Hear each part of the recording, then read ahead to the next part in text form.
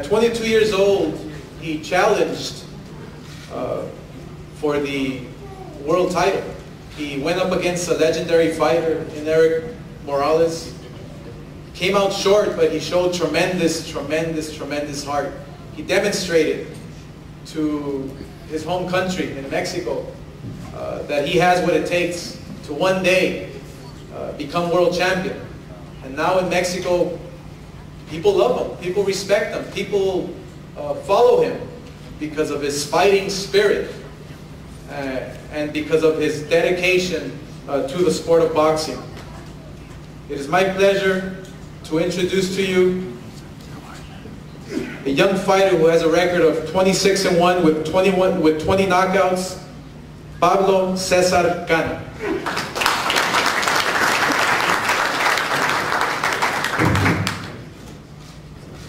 Buenos días, para mí es un gusto estar aquí en Nueva York. Good morning, it's a great pleasure to be here in New York City. Es la primera vez que estoy aquí, estoy muy agradecido con la empresa y con el campeón por darme la oportunidad. It's the first time that I'm here. I'm very grateful to all the members of the press and the champion, I'll call him by his name, Paulie Malignaggi, for giving me the opportunity. Estoy listo, estoy preparado, este es mi momento y tengo muchas posibilidades y yo sé que voy a ganar. I am ready, I am prepared, this is my opportunity, this is my time, and I'm going to win. Les puedo decir que me he preparado muy fuerte. Siempre he tenido un sueño ser campeón del mundo. I would like to thank you that I've trained very hard and it's always been my dream to be a world champion. Y sé que esta es la oportunidad y no la voy a desaprovechar. And I know this is the opportunity of a lifetime and I'm going to take full advantage of it. Sé que para ser el mejor tienes que pelear con los mejores. I know that in order to be the best, you have to fight the best. Y yo quiero pelear con los mejores. And I want to fight with all the best. Quiero darle las gracias a todos los que están aquí. I would like to thank all of you who are here today. Y quiero decirles que la noche del 20 de octubre se van a llevar una gran sorpresa. And on October the 20th, there's going to be a big surprise. Well, he didn't do it like that. Eso es todo. Muchas gracias. That is all. Thank you very much. Bye. Thank you very much, Pablo. So it is my pleasure to introduce a young man who beat all odds. He went over seas and did the impossible. And not the impossible to him, not the impossible to us, but people obviously were counting him out because he faced a dangerous, powerful, strong, in-your-face champion down in Europe.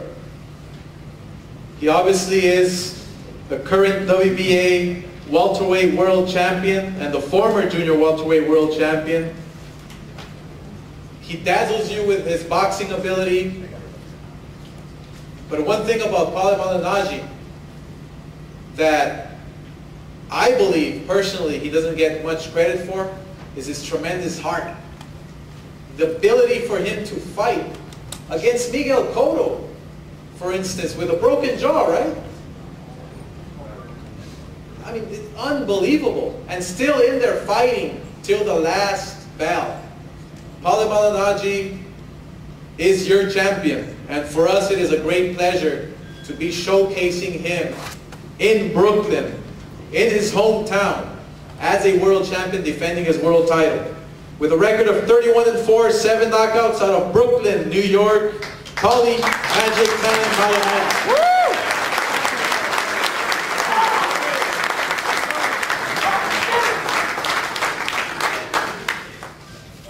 Before I get started, anybody else want to call me out? I'm feeling pretty popular today, I'll tell you. I'm feeling pretty popular. Big shout out to Mano, Brooklyn's own rap star right here. They welcome me out live in my fight on the 20th. You know, this is going to be a big celebration all about Brooklyn.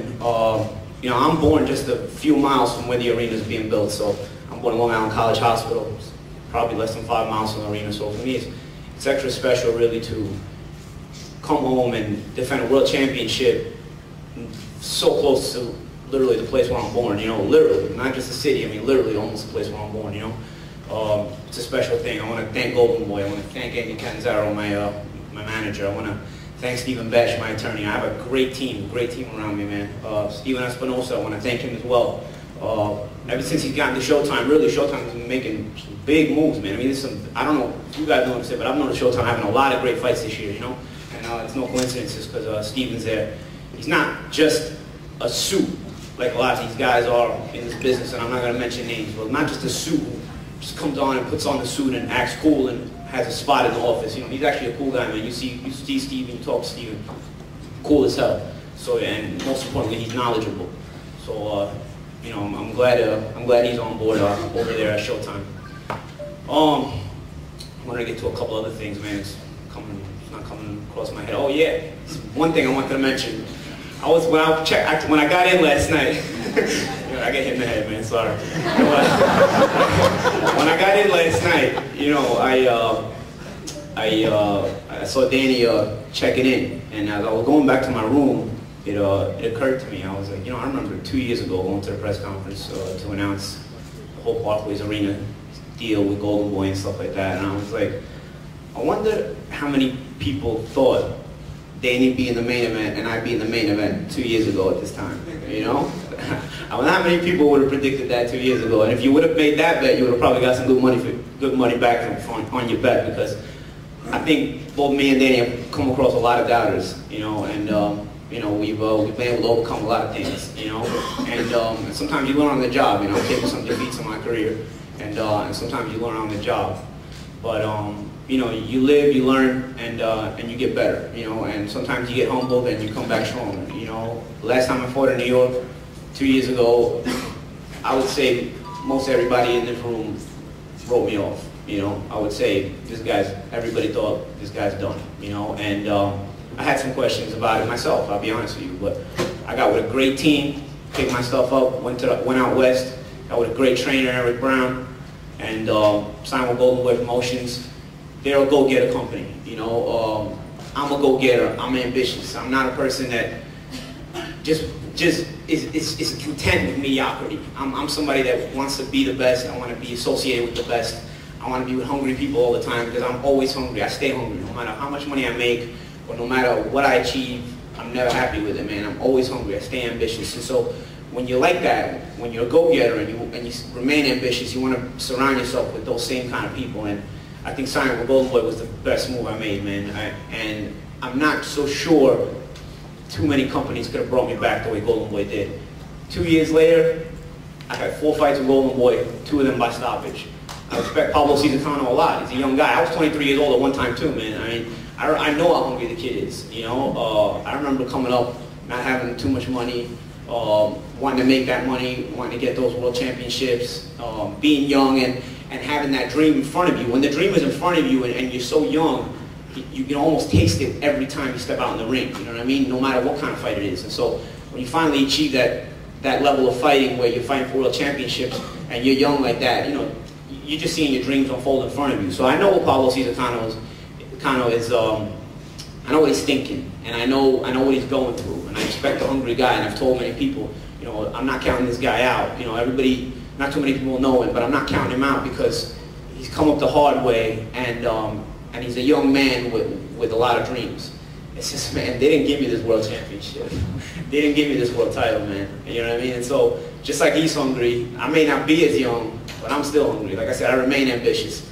I won 2 world championships in my career. Most people didn't think I would win 1. I won 2 of them. I went on the other side of the world, and I knocked out an undefeated world champion. And nobody thought I was going to do that. I went over there, I went in his home city, and I knocked him out. I'm back home, I got that WBA Welterweight title, and I'm not giving it up anytime soon. Thank you. Brooklyn, stand up. Now to the televised portion of the event, I would like to introduce to you, he is the champion out of Pantin Saint-Denis, France. I didn't even say that right, but I tried. He is the current WBO Middleweight World Champion. He's making his US debut against Quillin October 20th. He's a Cameroon native who was a 2004 Olympian and scored a win over world title contender Andy Lee during the Athens Games. Very talented. He has risen steadily over the years, going up against tough competition, and now making his US debut against a tremendous, tremendous warrior in Peter Quillin. That shows you the character of the champion. That shows you the confidence that he has coming to the States, in Brooklyn, and going up against one of the top contenders in the middleweight division. He has a record of 27-0 with 17 knockouts. Hassan N'Dam. He couldn't be here with us, but I can assure you this is his opportunity of a lifetime, and I'm sure he will be in tremendous, tremendous, tremendous shape. I would now like to introduce to you the contender challenging for the world title. He's undefeated, #1 rated WBO middleweight contender. He's 29 years old, has ended 15 fights in just 2 rounds or less. Unbelievable power, speed, strength, intelligence. He's coming off a tremendous, tremendous win against Winky Wright, where he displayed patience, where he displayed speed, intelligence. He has what it takes to become a star in the sport of boxing. His discipline in the gym, his work ethic is unheard of. He has a record of 27-0 with 20 knockouts out of Manhattan, Peter Kid Chocolate Quillin.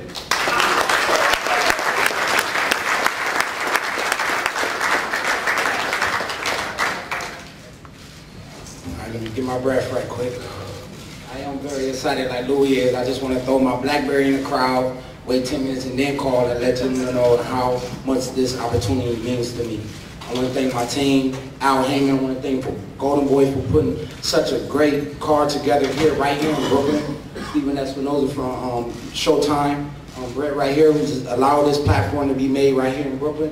All these, I want to shout out their suits too, because people in suits make the business look good, you know what I'm saying? So, Paulie, Danny, Louis, Danny, you know what I'm saying? Just to have my name with these guys, man, it's a blessing, you know what I'm saying? Like, I'm not even from New York, but I've been here 12 years, and, I made myself a New Yorker, you know what I'm saying? I lived in Brooklyn for 4 years.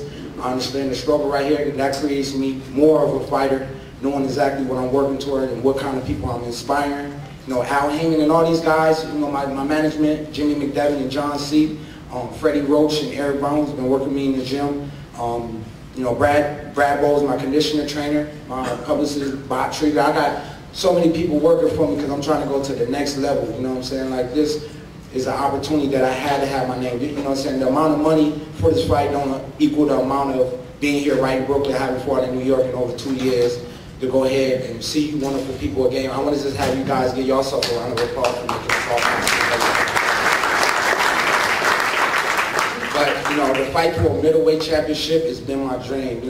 I just don't say that, this is something that I thought I was supposed to be doing. This is something that it was just always been in me, So fighting for the championship is only my first step to, securing all those belts soon, maybe one day.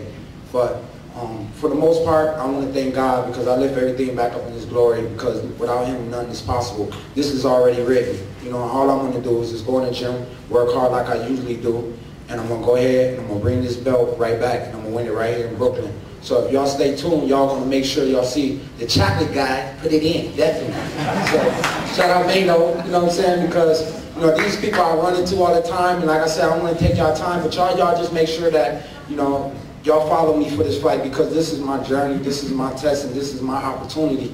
So this guy, I can't even pronounce his name, I just know how to pronounce WBO title, that's all I know how to say. You know what I'm saying? The sign, whatever his name, got the WBO title, and that's what I'm coming for. So y'all want to see somebody put on, you know, such great talent, and I'm making sure that this fight that I'm going to put in for y'all is for y'all. I'm going to make sure that, you know, I train and I work hard to destroy this guy and I make it look good because, you know what I'm saying, that's what is going to take me to the next level. I'm from the whole town of, you know, one of the best boxers in the world, Floyd Mayweather Jr. from Grand Rapids, Michigan. I just got a call last night that little youth that I've been knowing since a young kid just got murdered last night. You know, he had a lot of talent in boxing. He just really couldn't get off the street, and you know, was a victim to violence. But you know, those are the kind of people that I'm trying to inspire. So you got to be careful for me, because Chocolate Man is coming. Yeah.